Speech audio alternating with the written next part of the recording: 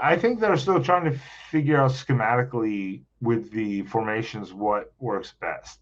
I think that's kind of what they're trying to do still. It seems like that. That's why they're moving so much and trying to do so many different.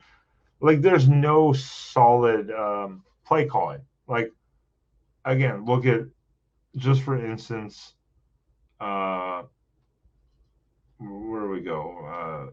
Second or third drive, or third drive. They had a lot of good stuff. Irving, stiff arm handoff. Bo Nix had a read option. I didn't see one other read option that I can remember off the top of my head during the game. One. Why?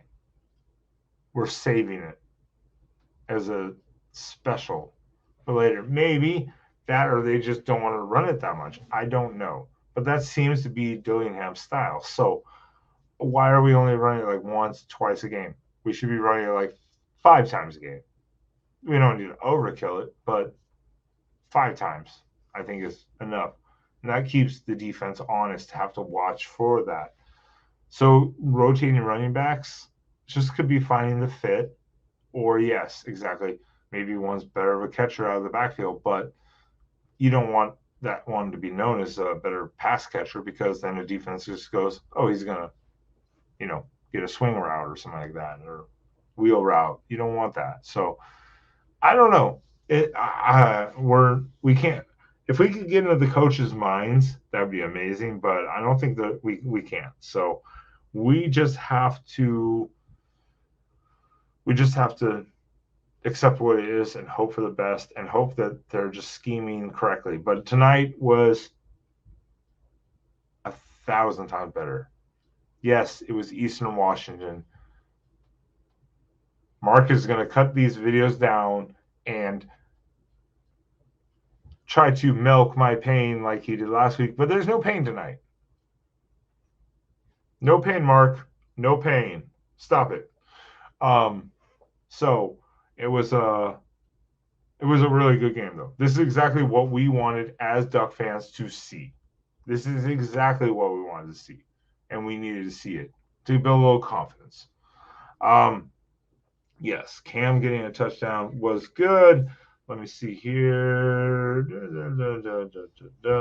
And my notes are so all over the place. I can't read my own handwriting. It is terrible. I have so many notes and it's awful. I'm not even going to bother to read them anymore. I'm just going to take this whole notebook and just put it aside. There's no point at this point. Connolly, the whole secondary O line that they said late third quarter, they switched out the entire O line with all second and third string. They look good. They still held up. And that was the one positive from last week. Even against Georgia, they held up. The whole O line has held up very well. So credit to all those big boys on the line because that was one of our concerns was I think in the practices, the fall practices, was hearing the whole O line was getting dinged up. You don't not want to hear about people getting dinged up before the season even starts. So to see the whole O line holding up, Walk tonight seemed to get a little banged up a little bit, but he apparently he seems to be fine. So I think they just switched out the O line out of precaution later in the game, which totally understandable when you're up like 49-7. You don't need to have your starters in there anymore. Let them go. Let them take a break. But next week will be an exciting matchup as we host the BYU Cougars. That will be an amazing matchup. I am just so happy it's in Autzen. If it was in Provo, I might be a little bit more concerned. It's not gonna be easy. I'm not. Don't doubt the Cougars. But if it was not in Autzen, I would be very concerned. Just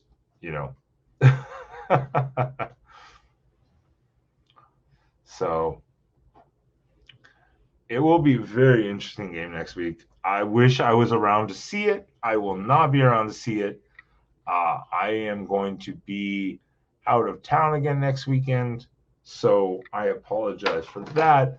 But this event that I will be at is literally 2 years planned. Plus, it just kept getting delayed because of certain things we will not talk about on this channel because YouTube does not like that type of comments.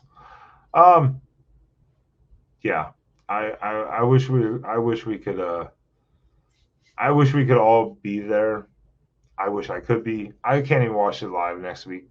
So that's why I said next week we may have a live show here on the Voice of College Football for that game, a post game, live post game.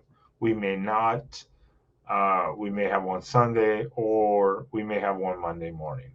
So not a post game, but kind of a review. It just depends on if we have someone available next Saturday or Sunday. I will be available next Monday, so we will just take it from there and see how it goes. I can't wait to watch the game, but I will be very preoccupied next Saturday night down in San Antonio, Texas. So I will watch the game late Sunday night when I get back or Monday morning. But this is exactly the game I think everyone here would agree. This is exactly what the Duck fans needed as to a game because we needed a good bounce back. Plus, home opener in Autzen. You gotta love Autzen. The stadium was rocking. That's exactly what the fans needed. The coaching staff needed this as a good refocus, scheme game. Players needed to build their confidence back up after last week, and that we achieved everything with this game. And hopefully we can continue to build on this for next week because BYU is not going to be easy. BYU is a good team. It doesn't matter. BYU is not. BYU is a good team. They're going to be ready for this game, even in Autzen. So we cannot take them lightly. And I think that is the biggest thing is this coaching staff says, do not take a team lightly.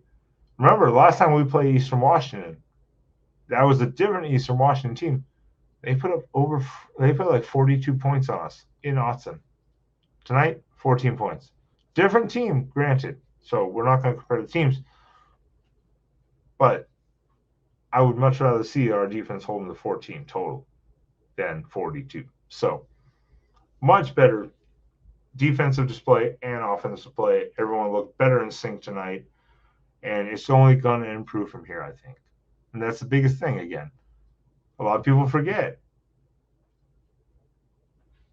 the Georgia game. Yes, that sucked. But again, remember, Chip Kelly and Mario Cristobal both lost to Boise State their first game. Continue to remember that. Now, when the bad is landing and losing to Georgia, like the score, but everyone, they lost those two games as their head coaching debuts. Lanning lost against Georgia. And then look what happened after that.